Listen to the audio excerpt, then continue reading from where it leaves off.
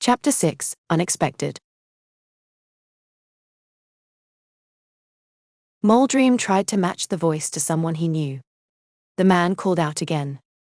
"It's Neva. Get your asses in here." "Neva." "No, it can't be," Moldream muttered.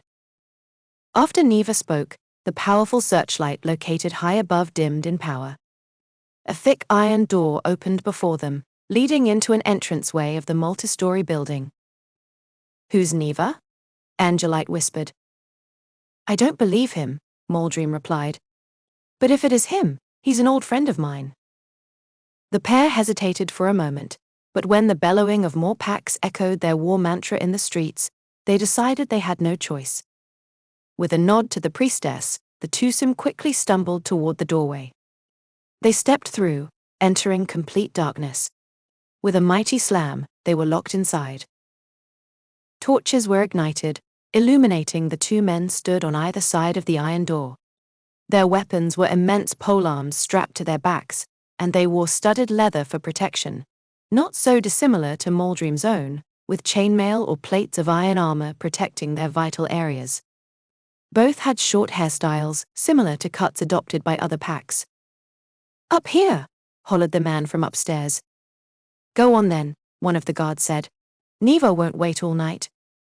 "Why don't you help me carry him up?" Angelite blurted and bravely scowled at them, before realizing that probably wasn't the best thing to do. "Oh, I mean he's too weak to move by himself." The men glanced at each other, to Angelite, then back to each other, grunted and nodded firmly. They took Moldream out of Angelite's hands and helped the tribal up the flight of stairs. "Quite a lady with a backbone," one guard said, smirking. "Don't get many women like you anymore, that's for sure," the other jested. Thank you, I think," she muttered, raising an eyebrow. "No problem," the guards grunted. Moldream and Angelite were escorted up the first flight of stairs. A little way down the corridor, they were led into a room filled with lighted candles. It was a shambles. Old electrical equipment and other unused objects were scattered about the room. In the center was a table, stockpiled with weapons and crude ammunition. One wall was home to a weapons rack, filled with knives, swords, and other melee weapons. Moldream recognized Neva, who was sitting on a broken, torn couch with some others. They were smoking from a tobacco pipe, a luxury very hard to procure. Such cured leaves were a treat for the leader of a pack. Handing it out freely was an honored privilege. Neva wore an eye patch to cover a gruesome, battle-scarred eye, stretching halfway down his face. The pack leader also had a thick goatee, and his head was shaved right down to the scalp. Neva wasn't only the tallest in the room, he was also the largest in bulk. His naked torso showed his impressive wide frame and large, compact muscles. Stood by the broken window, like a specter, was the man with the large gun that had shot the bike's back tire. He kept watch of the pack's perimeter set in the street below. By the side of him was a large stationary searchlight, used to blind Moldream and Angelite. It was powered by a portable generator, situated a few doors down the hallway. The occasional diesel fumes from it came wafting into this room. The guards returned to their posts after sitting the couple down. Neva glanced at the priestess, who seemed agitated and uncomfortable with the people in the room all staring at her. Rough-looking men and one woman. "Can I offer you buggers something to eat or drink?" Neva asked, then taking a careful note of Moldream's blood-covered studded leather armor. "Is that blood your own?" Angelite was about to speak, but Moldream cut her off. No, he said, his voice croaky. "We're both good." "If you say so," Neva said. "But I guess you wouldn't be here if you weren't wise enough." Moldream's memories of his younger years came flooding back. He could hardly believe it. Ignoring Neva's homely patronage and concern, the tribal blurted, "Neva, what happened to you all those years ago?" "We'll move on to the history lesson after we've discussed drink and food," replied Neva. "You two look more than worn out." "Worn out isn't the word for it," muttered Moldream. "Water would be great." "Yes, for me too, thank you," Angelite said, her voice edgy. Neva raised his hand and, with a snap of the fingers, The surrounding gang members handed over their own flasks of water.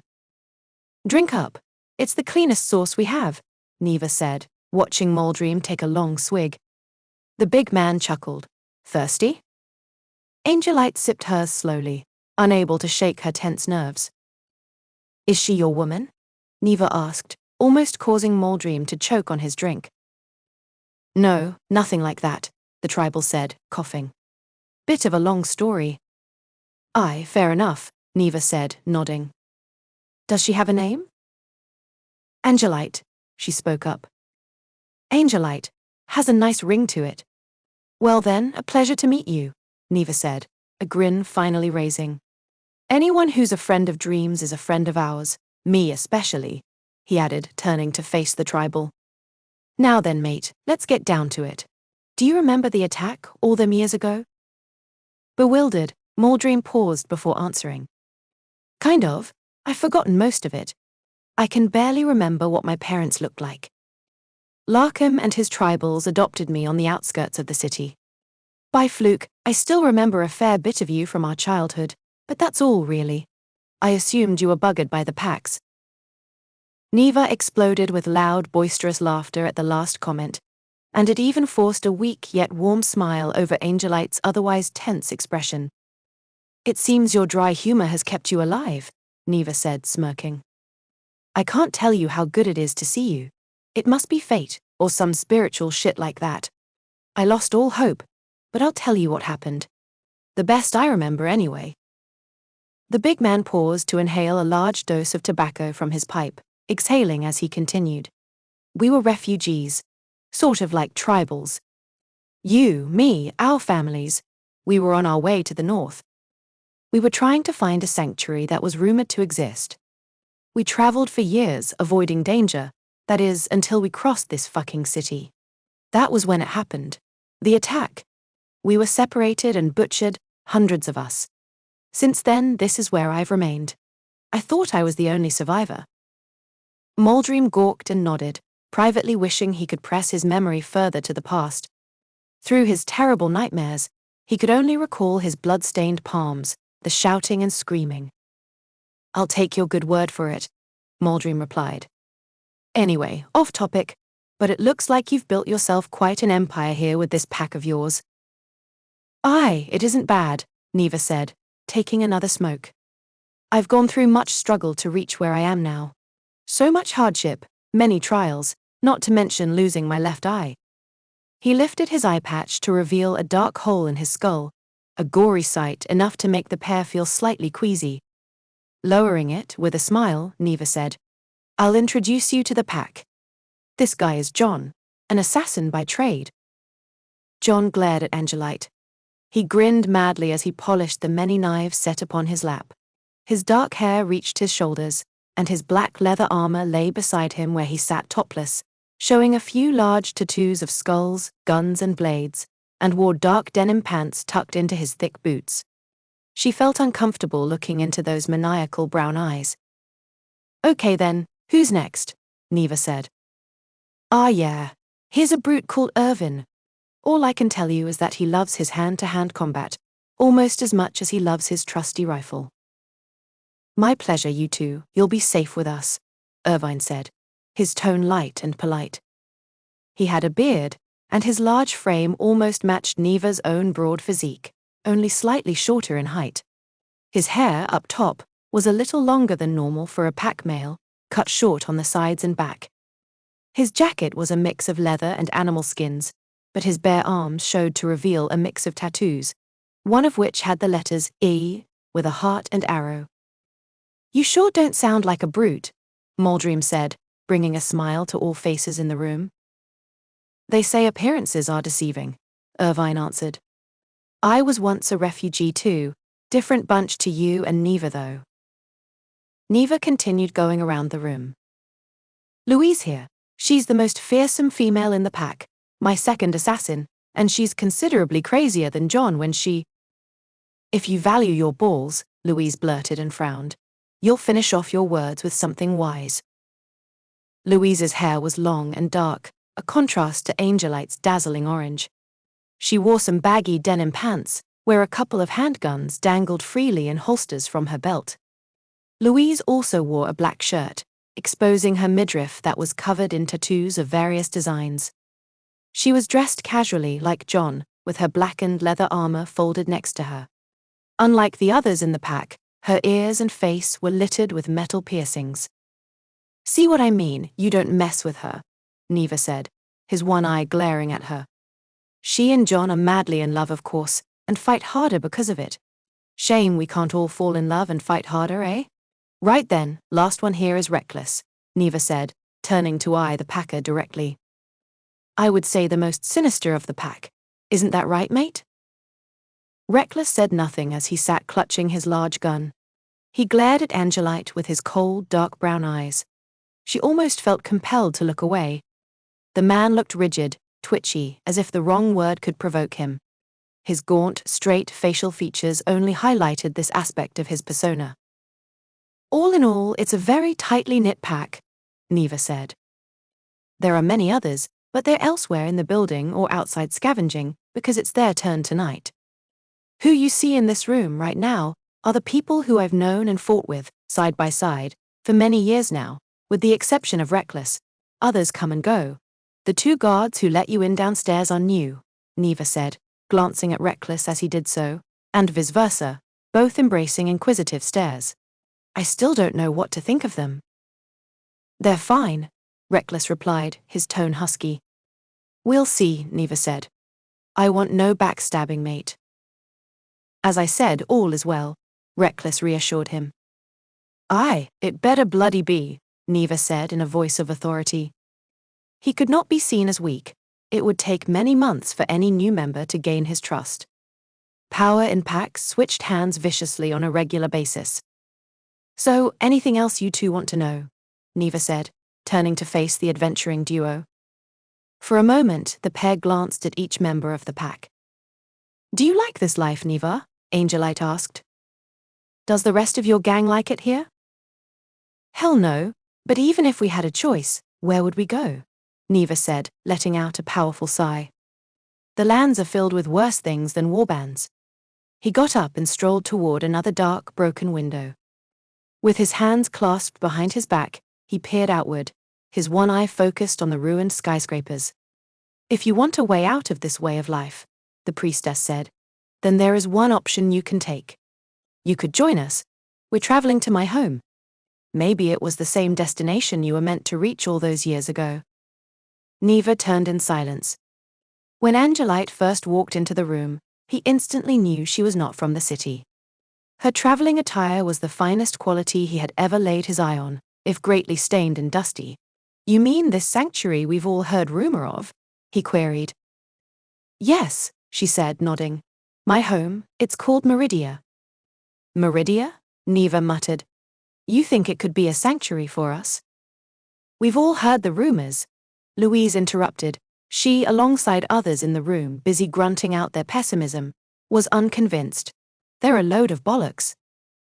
"Well, I'm going to find out," Muldream said in Angelite's defense. "You lot can stay here and keep killing each other, if that sounds any better." "Aye, that's so," Neva said, smirking. "Yeah, look at what she's wearing, for instance," Muldream replied. "Have you ever seen winter clothing as fine as hers?" "Yeah, it's not hard to notice," John said, arms crossed. "What hard proof do you have? You can't expect us to risk our lives with you two." "Just watch, I'll show you my proof," Angelite said, standing bravely. Muldream leaned back to watch with an arm crossed behind his head. Neva passed him the pipe of tobacco as the pack chatted idly, wondering what the redhead was talking about.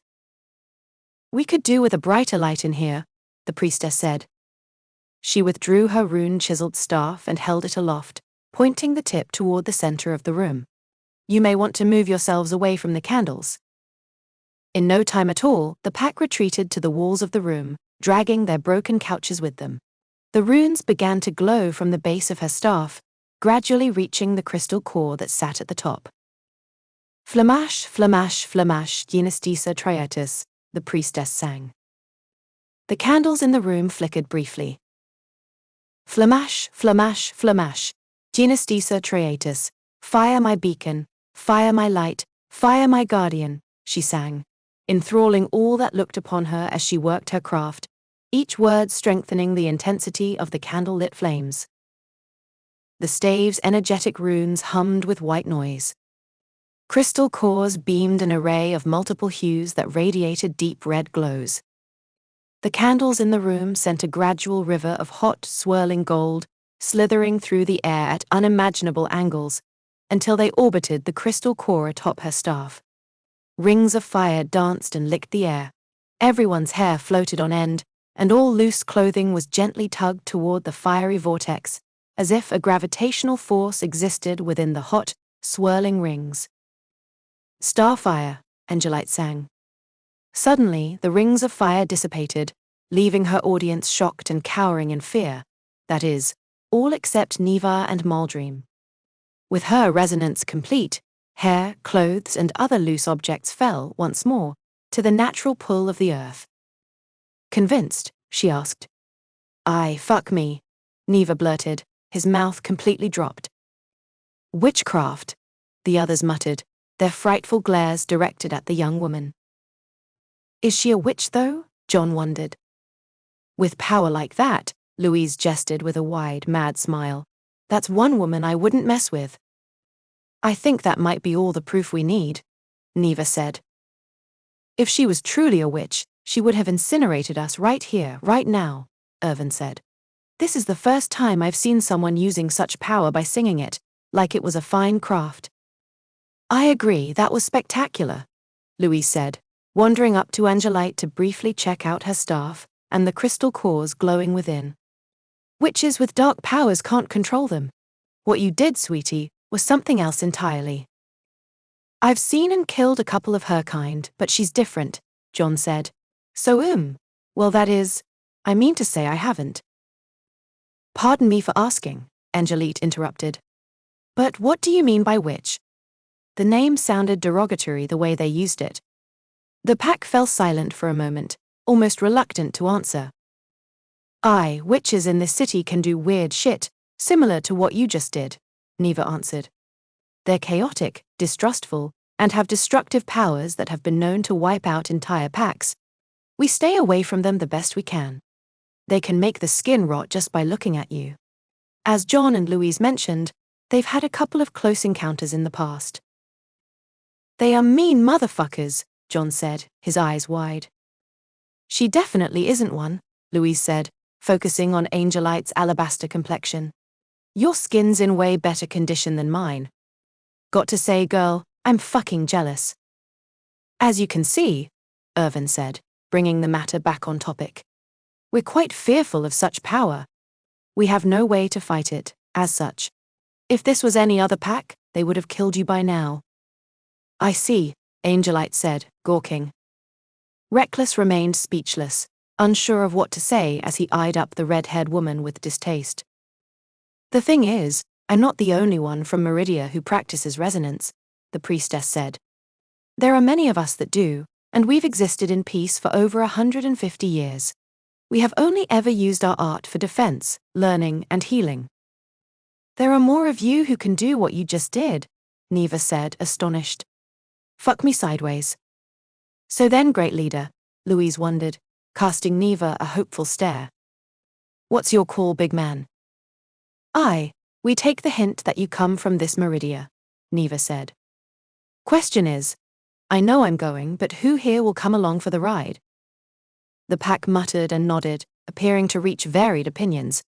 Soon after, though, they made up their minds, and some rose to their feet. "I'll come along for the ride," Irvine stated. "Me too, anything is better than this shithole, right?" John said, bearing his maniacal grin. "I will, but we need to remember that this witchcraft is dangerous," Reckless replied, lowering the tone. "And why so?"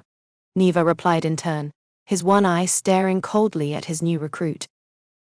"I'm beginning to think you've lost all your minds," Reckless seethed. "She's bloody dangerous." "I'm sure little Angelite is more than able to help us with her witchcraft, and that's part of the reason why I'm prepared to risk the journey," Neva said. "She doesn't look it, but you can just feel that quiet power in her somehow." Even so, I don't trust witches, and neither should any of you, Reckless barked, his fear intensifying. How do you know she won't turn on us once we leave? She could melt our skin and burn us alive in our sleep. That's enough out of you, Neva shouted, slamming his large fist on the table. You'll shut that whiny fucking mouth right now or I'll do it fucking for you. Neva knew if the newbie's words left this room they would kill his gang's enthusiasm. He wanted a way out of the city, but he needed a good reason to justify leaving the safety of their territory to make such a break. Now that Angelite and Muldream were here, he could finally grasp that chance. I won't hear any more shit about her, Neva growled. I'm well aware of the stories of witches or beasts that exist in this shithole. I'm fucking done. Silent resentment clouded Reckless's eyes in the gloom. Neva spat on the dusty flooring, examining each individual in turn. None argued against him, though John decided to antagonize Reckless with a snide grin. Then it's settled, you two won't travel alone, Neva uttered with confidence. If we meet trouble, then we'll all fight by your side and fuck up whatever is out there. Angelite seemed hurt by Reckless's comments, but she tried to show no weakness as she sat back down. This is great news, isn't it? She said to Muldream, only to discover him snoring lightly. I'm surprised the commotion didn't wake him, Irvine said, laughing. He lost a lot of blood earlier this evening, Angelite said, stroking his face. At least he's getting some rest, I guess. We noticed, John said. How is the bastard still alive? I healed his wounds with my magic, she said, trying her best to smile at everyone. He fought so hard for me. Neva smiled at her. Aye, sweet, he did good. You can heal our wounds too? Rupture my fucking anus. We have a better shot at making it out alive than I thought. My thoughts exactly, Irvine said. You really are a blessing in disguise, aren't you, Angelite? I wouldn't go that far, she replied, smiling at the pleasant man. I try my best though. It's been a tough day. Aye, one hell of a day by the sounds of it. You'll have to tell me all about it at some point, Neva said, his mind going over the tasks that needed doing before they left. We'll leave in the morning after rounding up our supplies. You're also in luck. We have transport downstairs. It'll greatly speed up our journey. I can't thank you enough for your help, the priestess replied graciously, her lips quivering at the prospect of a faster journey. It's no problem, sweet, Neva said, nodding. You're doing us the favor, really.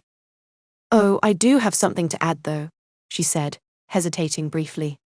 We have to travel north through a place known as the Deadfields. At hearing this, Neva and the others glanced at her. A swift silence fell. You know what exists there if, of course, we're unlucky enough to cross them, Irvin said, his tone disturbed. I'm not sure what you mean, Angelite said, raising an eyebrow. I'll tell you about it tomorrow, Neva said. We should be fine. It's just superstition in my bloody opinion. After all, we live our everyday lives fighting in this city, so what does it matter if we cross that place and shit hits the fan? Anyway, everyone go get some sleep. We'll get up nice and early. Nodding or muttering in agreement, the pack got up and left the room to leave Angelite and Muldream alone to sleep in peace. Angelite had perched herself by the window, and, peering out of the broken glass, focused on the blackened sky. Occasionally, lightning strobed and struck the copper finials still attached to the high-rise towers in the distance. The calm clouds would bloom brightly, and continue to shower the miserable city, where the cold wind and drizzle met Angelite's sweet, dreary face. Although she was drained from her use of resonance, she was still unable to sleep, and found the rain refreshing. On her lap she held journals and other books she took from the ruined library. She opened one, trying to decipher the text, which appeared to be written by a poorly adept hand. Others, clearly printed, were mass-produced by technology from the preceding modern age. She spent a couple of hours restlessly reading the notes in the gloom, occasionally glancing away from the books to see Muldream still sleeping on the couch. Letting out a powerful yawn, Angelite quietly stepped off the window's ledge and closed the books with a subtle clap. Stumbling slightly, she did her best to tiptoe across the dark room to reach the couch. She stopped, thinking she heard something, her eyes unable to adjust quickly to the dark. It was then that the several silent shadows, once merged with the walls, dashed for her. Before she could scream, someone grabbed her from behind and covered her mouth with a filthy hand. Panicking, Angelite tried calling out, only to muffle a pathetic yelp as a thick, foul-smelling rag was shoved and stuffed in her mouth, her eyes blindfolded. Next, her wrists and ankles were bound with rough, skin-cutting rope. To her horror, invading hands reached between her robe and garments to tightly squeeze and grope. She wriggled free for a moment and kicked bravely several times, her knee-high traveling boots finding their mark on at least one of them with a crack to a jaw. Despite her best efforts, the assailants had finally pinned her down. "The more you struggle, the more pain you're going to feel, witch," rasped the whisper. "Move any more and we'll cut your throat." With those words, Angelite no longer resisted. In silence, the priestess was lifted onto someone's shoulder by several hands. Quickly and quietly, the abductors jogged a long distance down the pitch-black hallways. They entered another room. Angelite was thrown to the floor where she landed face first with a thud. She fidgeted in vain to undo the rope that bound her hands and feet. Then a boot viciously struck her stomach, forcing the air from her lungs. "Witches need to be dealt with," the voice muttered in her ear, a wet tongue running down her exposed neck. In fact," another man whispered. "We think the world's a better place without witch whores." The assailants kicked and beat her relentlessly. Her senses turned dizzying when a blunt object cracked against her skull. "Does your stick feel good, bitch?" seethed another. "This Meridia doesn't exist, you filthy slut." Tears streamed through the blind covering her eyes. "You deserve to be sliced up, but not before we screw your warm body first," another said, cruelly laughing. "We could keep her alive for several rounds. All we have to do is keep that mouth of hers shut so she can't curse us." Without warning, the priestess was picked up and thrown against a wall. Now standing, her legs were struck by her own staff, and she muffled in agony through the rag stuffed in her mouth. After a half-dozen strikes, she fell to the floor, only for the assailants to try to remove her robes with little success due to her squirming. Claustrophobia and terror gripped her. She felt their strong, iron-like grips desperately trying to pry her legs apart. She fought against them with all her remaining strength, kicking with both feet, kneeing them, and even throwing a headbutt. "Ah, fuck," shouted one of them. "I think she just broke my fucking nose." "Come on, asshole," another seethed, agitated there was still fight left in the priestess. "Stick it in already, we all want a turn." "I'm trying, but this bitch keeps squirming. Hold her down." "Oh, fuck's sake. Look, it's gone down again." "What the? No one wants to fucking look," seethed one of them. "Get out of the way, fuck's sake. I'll show you how it's done." "Like fuck," another said. "I drew the long straw, I go first." "I can't believe we're fucking arguing about this," another blared. "Does it really fucking matter?" "Yeah, because she's blatantly a virgin," replied another. "I've never had one of those before." "You are a fucking virgin." Suddenly, a voice echoed from outside the room. "Out here, fuckfaces." The tryhards halted immediately. None recognized the voice. "Who's there?" barked one of the thugs. "You two, check it out," another rasped. Angelite caught her breath and kept her legs tight, just in case they tried again. She couldn't help but focus on the cold draft entering the room. It was calming, something to keep her mind off the situation. Unfortunately, the luxury was short-lived. She convulsed, spluttering through the rag, trying desperately in vain to breathe through her bloodied nose as thick, cold fingers firmly wrapped around her throat and tightened. Struggling erupted from the black hallway. A voice ordered, "I'll stay with the witch. You two, go and see what's going on for fuck's sake." A cold, sharp sensation of a blade then pressed on Angelite's throat. So hard was the pressure, she felt slithers of blood trickle down her neck. Once the other men had left the room, more struggling resounded outside, metal on metal. Guttural cries of the two men signaled their swift defeat in the darkness. The man who held her by the throat stayed motionless for a moment, his breathing labored. If you want a job done, do it yourself, the voice bitterly rasped. Thankfully, the man released his hand and knife. The tear-soaked blindfold was now loose, covering her nostrils, allowing her eyes to adjust to the light in the room, albeit barely. The sound of a weapon unlatching from a strap caught her attention. The rigid figure held a menacing polearm with many sharp, serrated edges. "Show yourself, assassin," the man spat. The figure stepped around the corner, pulling back his hood and brandishing his sword. "I thought I left someone to take care of you," the brute seethed. Muldream looked down at the priestess on the floor in the gloom. He peered down, with narrowed eyes, at her motionless form. He tilted his head, squeezed his hilt, and roared long and loud. "Reckless!" The blade reacted to its wielder, screeching fiercely of its own accord, and causing the flooring and walls to rumble lightly from the horrific discord, bathing the two-hander and room with a crimson hue. Muldream charged into the fray, his sweeping blade clashing with that of his adversaries. His foe was smart, however, and had the experience of fighting men of equal measure. He made sure to only parry the blade against its flat edge to not spoil his own weapon, to turn aside the first blow. Reckless with his fast reflexes, struck Muldream in the head using the butt of his weapon, then mocked him. "It looks like you're no stranger to witchcraft." Staggering, Muldream swung about on his heel, swiping the blade at his opponent's neck.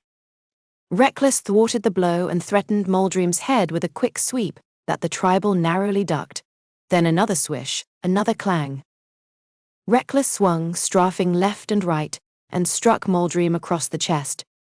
The deadly polearm was narrowly deflected, the blow absorbed by his leather armor and thick coat. Releasing a counterkick, he struck Reckless in the crotch, following swiftly with an elbow to the face. Then the tribal jumped backward to avoid a potential counter. The earlier scuffles in the hallway, dispatching Reckless's accomplices, had worn him down. Nevertheless, he darted back into the fray and brought his sword downward for a cleaving blow. He wasn't fast enough to catch Reckless. The brute merely rolled and dodged to the side, leaving the heavy blade to strike the flooring ferociously. Despite his aching groin, Reckless tried to press his luck, but Muldream parried one blow after another, until he had the opening he was waiting for.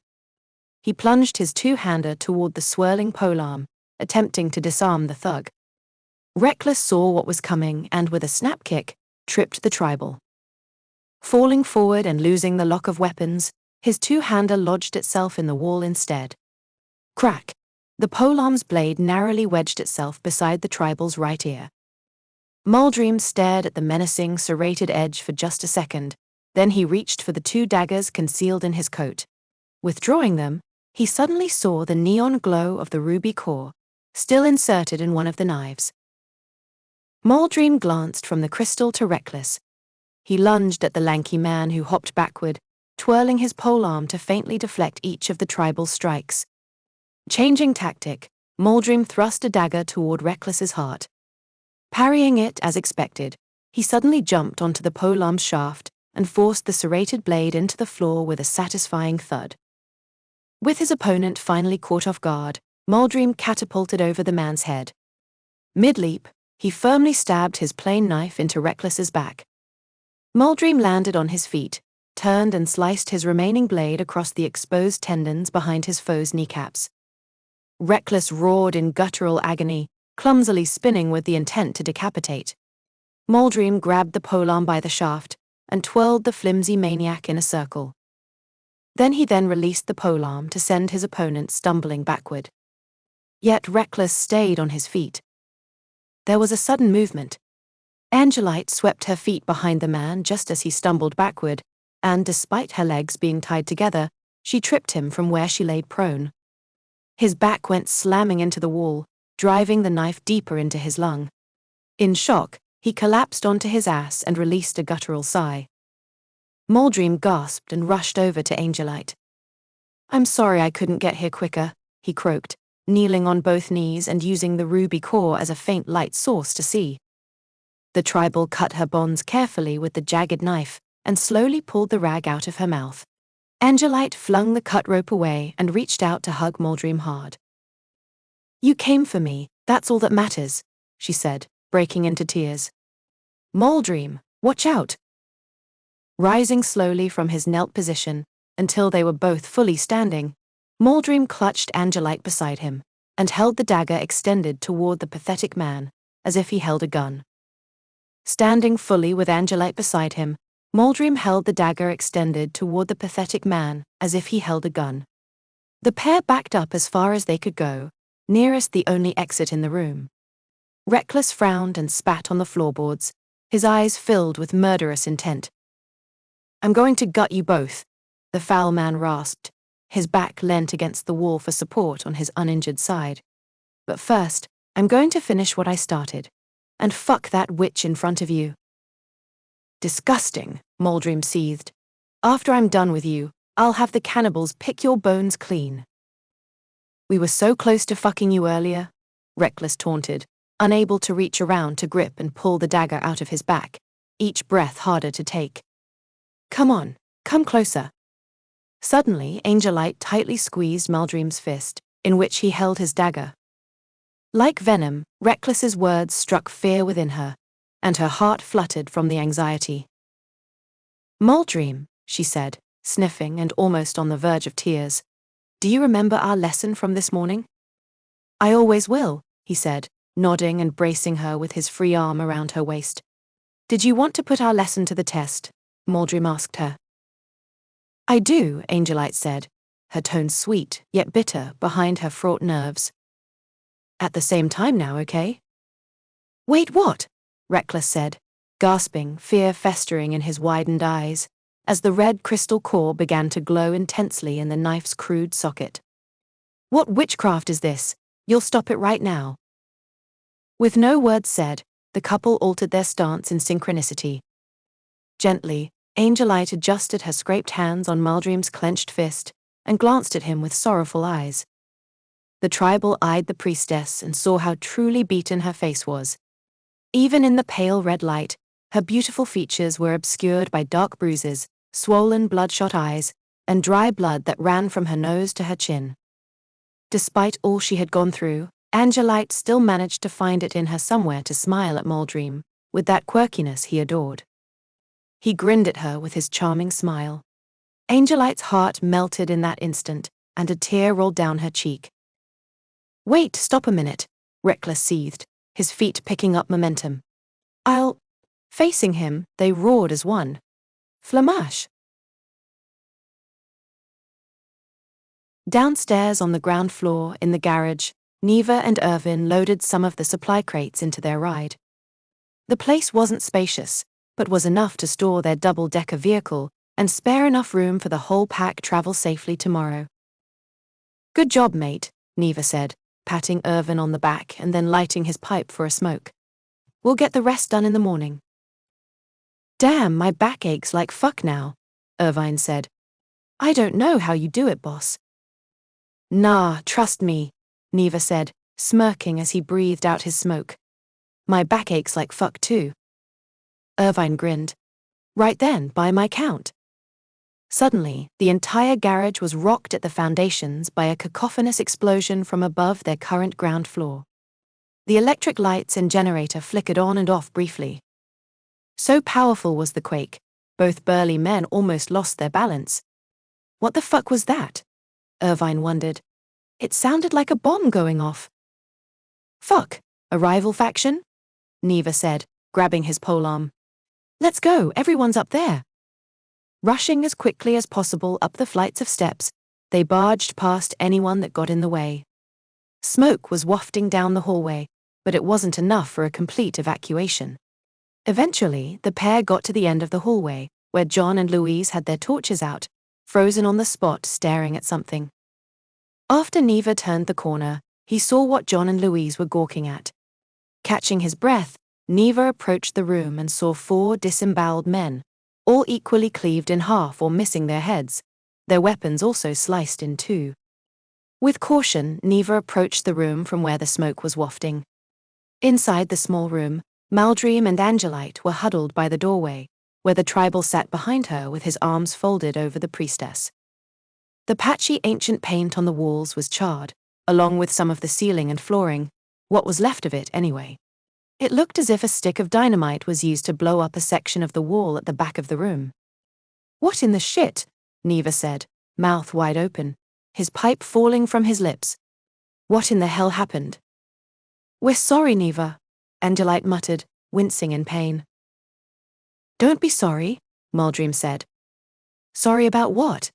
Neva said, eyeing the duo. "Why are there a bunch of my guys dead in the corridor? Why is there a massive fucking hole in the walls?" "It was Reckless and his crew," Muldream answered, clutching the priestess harder. "I'm sorry, Angelite. Is it okay if I say it?" he whispered in the priestess's ear. She nodded gently and mumbled through her bruised lips and squeezed his arms tighter around her. "Okay," Muldream said, hearing her answer. "Well, there's no easy way to say it, Neva, but they beat Angelite and tried to rape her. We just used resonance to blow Reckless away." I'm so fucking sorry," Neva said, grimacing, kneeling slowly, so he was eye level and using the tip of his index finger to wipe a tear from Angelite's cheek. She flinched away from him, however. "Oh fuck, sorry," he said, his hand recoiling. The priestess couldn't look Neva in the eye. She could only sniff, face away from him, and peer through the gaping holes left in the walls, ceiling, and floorboards from the explosion. "I'm sorry, you two," Neva said, rising to his feet. "I take full responsibility for what happened." "No," Angelite said, finally peering up at him. "I'm sorry, I didn't mean to flinch.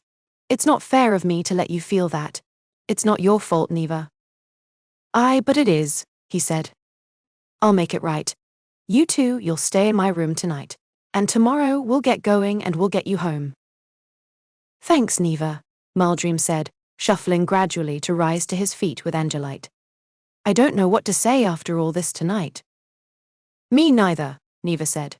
"Irvine, show these two to my room." "As you say, boss," Irvine said, nodding. "What about you?" "Reckless had some mates elsewhere in the building," Neva growled. "I'm going to pay them a visit."